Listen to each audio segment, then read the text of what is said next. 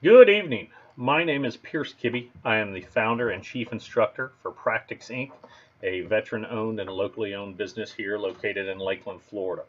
We specialize in disaster preparedness training for both individuals and families, setting up food, water, shelter, safe rooms, and communication plans, along with evacuation plans, evaluating routes.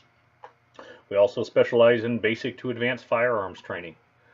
Scenario-based training utilizing UTMs, munition rounds, providing protection for basic church safety plans, and many other avenues. Tonight we're going to be discussing Generator 101 for disaster preparedness and family stability.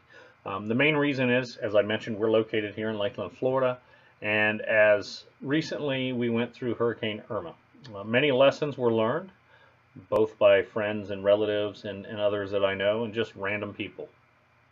I also learned a lesson, and that was to have a fuel plan in place for running the generator. You know, realizing that yes, you might have X amount of gallons of fuel on hand, but what is the best way to utilize that to give you and your family the best plan?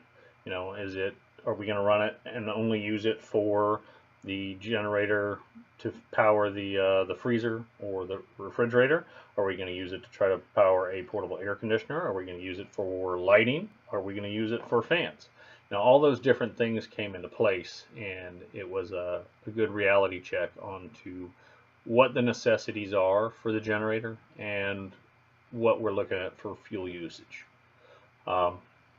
So this is just to go over and kind of help everybody get an idea into place.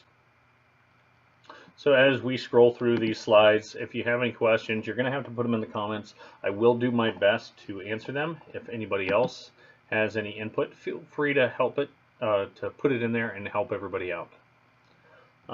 Again, this is going to be my contact information, the website, and my phone number. So if you have any questions, you can look at that slide. You have to make the choice to be prepared. For anybody that's heard that term, if you fail to plan, you plan to fail. Many did, unfortunately, and they chose not to be prepared. They chose to be reactive instead of proactive and suffered the consequences of those choices, both in lack of having the food, having the water that they needed, having the ability to cook it, thinking about what they would do for toiletry issues, communications. Some struggled. I know myself, even with our cell phones, we're still struggling with some communications there, and loss of service. So the objectives we're going to look at are safety, the different fuel options, the types, storage and maintenance, and then of course summary. So generator safety. Here you can look at the graphic, and it'll tell you a couple different things. It'll show that it's not in the garage, it's not inside of the house or anything like that. The extension cords they're using, for all we can tell, are going to be rated for the approximate use. It does tell you that they're rated for outdoor use. Now, of course, we're not going to have to worry about the snow down here, being we are in Florida, but others might have to. Also, the generators on a flat surface can be important. The most important being is Good that evening. it is a safe My distance name is from any Pierce windows, Kibbe. I am the doors, founder